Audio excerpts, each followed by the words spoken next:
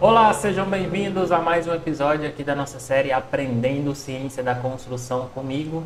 Esse é nosso vídeo de número 15 e agora na sequência vou ler aqui um artigo do site Building Science.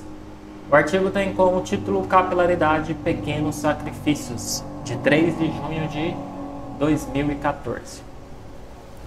A água causa problemas suficientes por si só, mas quando adicionamos sal, vamos para um nível totalmente diferente. Especialmente quando se trata de materiais porosos. Qual é o problema com materiais porosos? Materiais simples e porosos são capazes de transportar água por de grandes distâncias devido à sucção capilar. E quando a água pode se mover por grandes distâncias, apenas coisas ruins podem acontecer. Alguns dos menores poros podem ser encontrados em madeiras, concreto, argamassa e tijolo. Adivinhe com o que gostamos de construir? Aqui no Brasil também? Sim, madeira, concreto, argamassa e tijolo. O limite teórico de elevação capilar no concreto é cerca de 2.000 pés. E pessoal, isso não é um erro de digitação. Na verdade é cerca de meio quilômetro ou um pouco mais de um terço de milha. O concreto é péssimo. Na madeira é cerca de 400 pés.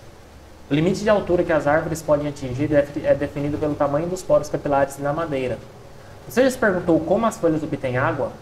Quando você entra em uma floresta e escuta com muita atenção, não houve nenhuma bomba bombeando a água para cima a algumas centenas de pés, houve? A sucção capilar é algo poderoso. Quando você adiciona sal à água, o poder se torna explosivo, literalmente, como veremos. É muito comum que a água subterrânea dissolva sais minerais encontrados na Terra. Esses sais minerais dissolvidos são transportados por capilaridade em solução através de solos porosos. Quando materiais de construção porosos estão em contato direto com solos porosos, os materiais de construção também absorvem água para dentro e para cima. As fundações de concreto são normalmente colocadas diretamente no solo, sem nenhuma ruptura capilar intermediária, e a água absorve para cima na estrutura. Os britânicos chamam isso de umidade ascendente. Os brasileiros chamam isso de umidade ascendente. Essa umidade ascendente à água subterrânea capilar pode causar sérios danos em edifícios.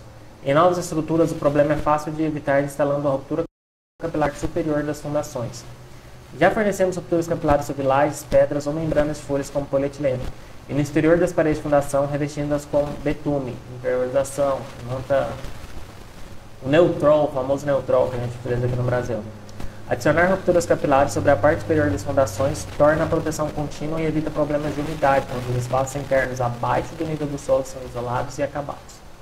Mas como lidamos com as estruturas existentes, especialmente as antigas? É melhor descobrirmos isso, pois temos muitos edifícios antigos para reformar, se quisermos levar a sério as mudanças climáticas e a segurança energética. E na figura 1 não é prática comum, mas deve ter devido à probabilidade de acabamento e isolamento de espaços internos abaixo do nível do solo. Uma quebra de capilaridade aqui na parte exterior da fundação, aí que eu falei que é difícil de acontecer, e uma quebra aqui no piso. A melhor maneira de entender prédios antigos é falar com pessoas velhas. Infelizmente, as pessoas velhas com quem precisamos falar são tão velhas que já morreram há muito tempo. Portanto, temos que usar uma nova ferramenta desconhecida na área da internet. Livros, e realmente antigos, que são tipicamente escritos em alguma língua diferente do inglês por algum europeu morto há muito tempo. Primeiro, um pouco de física de engenharia.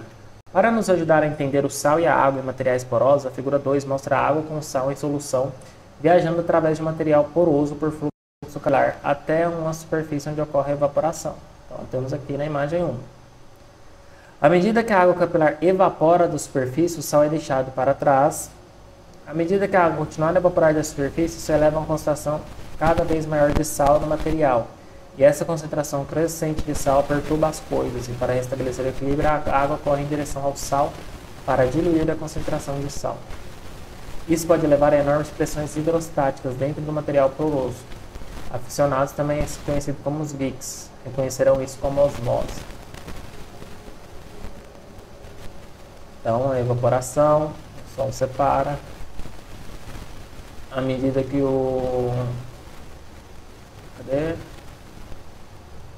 a evaporação, depois o sal é deixado para trás, a água continua a evaporar e há uma concentração de sal no material.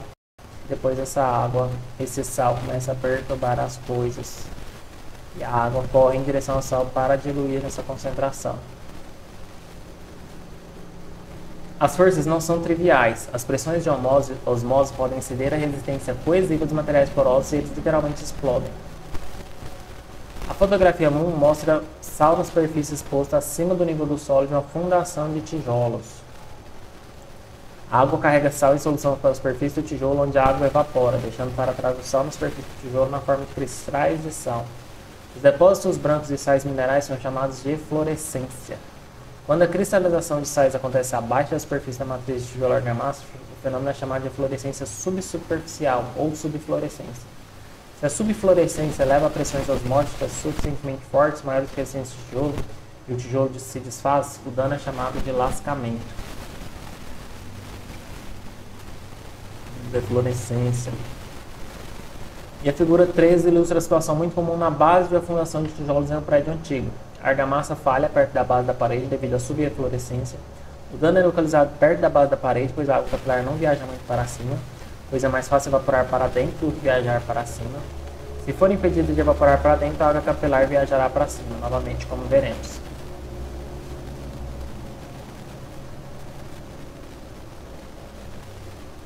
Uma das coisas que você percebe quando lê livros antigos escritos por pessoas velhas é que elas notaram coisas aparentemente pequenas que a maioria de nós ignoraria, mas que na verdade acabam sendo coisas grandes. Velhos mestres pedreiros do Velho Mundo notaram que a argamassa nas juntas de conjunto de tijolos seria comida a uma taxa muito mais rápida do que o próprio tijolo se a argamassa tivesse muito cal. A cal tornava a argamassa mais fraca e mais permeável à água líquida e mais permeável ao vapor do que o tijolo. Tornava a argamassa uma matriz preferencial para a água capilar carregada de sal. Eles notaram que a água capilar com sal dissolvido preferiria a matriz da argamassa ao tijolo.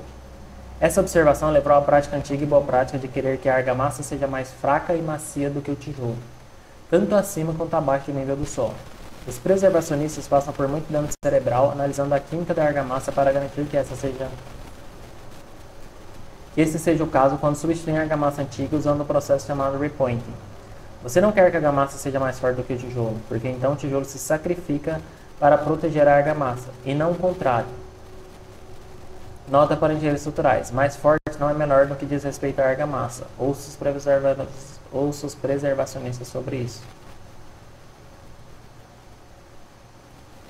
A figura 4 ilustra a solução elegante para o problema de eflorescência, subeflorescência e lascamento. Cortesia de um pedreiro do Velho Mundo morto há muito tempo. O rejuntamento de tijolos com argamassa fraca à base de cal foi vista para proteger o tijolo de danos. A argamassa se sacrificaria para proteger o tijolo. O rejuntamento do tijolo com argamassa de cal sacrificaria ao longo do tempo e evoluiu para a aplicação de revestimentos sacrificiais sobre toda a superfície do tijolo. O reboco de argamassa de cal atrairia preferencialmente a solução capilar de água salgada e a evaporação aconteceria nessa camada, não na montagem de tijolos e alvenaria. Alascamento e o dano seriam limitados à camada sacrificial. A camada de argamassa de cal agiria como um cataplasma, sugando o veneno do sal para fora da montagem. A camada sacrificial acabaria falhando e caindo.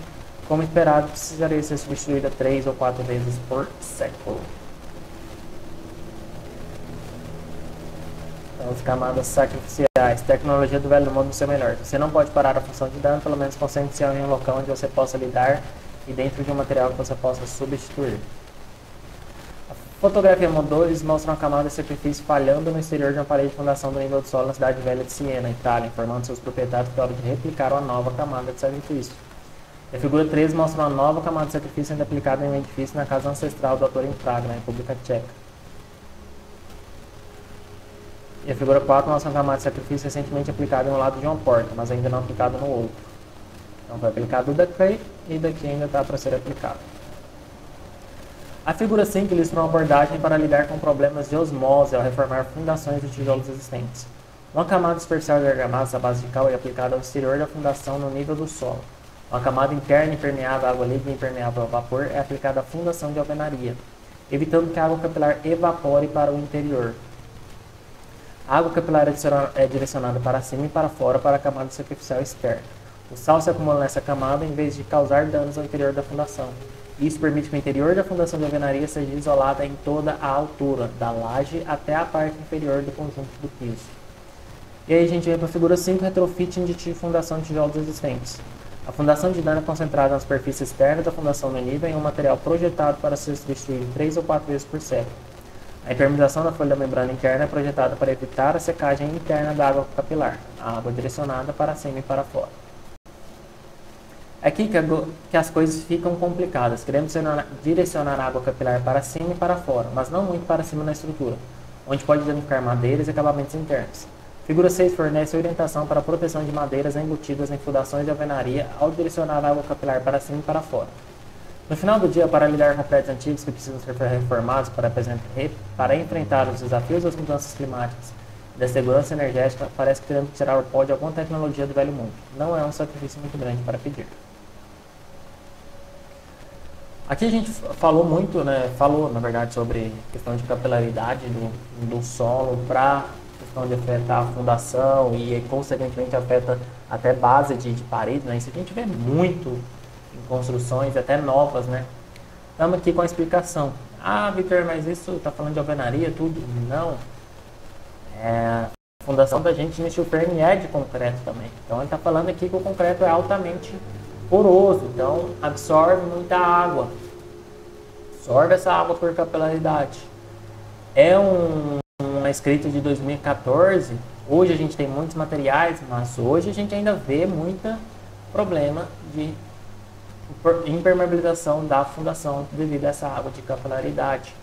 Eu fiz meu TCC em 2019 e meu TCC eu fiz sobre construções que foram feitas há no máximo 5 anos, né? Que seria uma norma, o prazo ali de garantia de construção como um todo. E grande parte das casas que eu visitei com menos de 5 anos tinham esse problema. Então é algo muito corriqueiro, que trouxe um pouco da explicação sobre como a gente deve comportar e a gente entender, acho que principalmente para a gente técnico que está aqui estudando, é importante a gente entender a técnica, por que entende isso e não só ir lá comprar um impermeabilizante de qualquer forma e aplicar o material sem saber o porquê desse material. E quando a gente fala em construção de steel frame, a gente vê isso muito. Às vezes as pessoas simplesmente só replicam, tem que usar esse material, tem que fazer assim, mas não entende o porquê. Às vezes você só usar esse material, você não vai estar usando da forma correta. Então, você vai estar às vezes, só gastando dinheiro achando que vai funcionar. Mas física é física. Precisa de ser intencional, que aí vai funcionar da forma que você quer exatamente. Espero que você tenha gostado. Deixe nos comentários o que você achou desse artigo sobre capilaridade. Continue acompanhando a gente no canal. Se você ainda não é inscrito no canal, se inscreva no canal. Compartilhe esse vídeo para mais pessoas virem estudar com a gente sobre ciência da construção. Curta esse vídeo também para ajudar a gente a chegar a mais pessoas. Um abraço e até o próximo vídeo.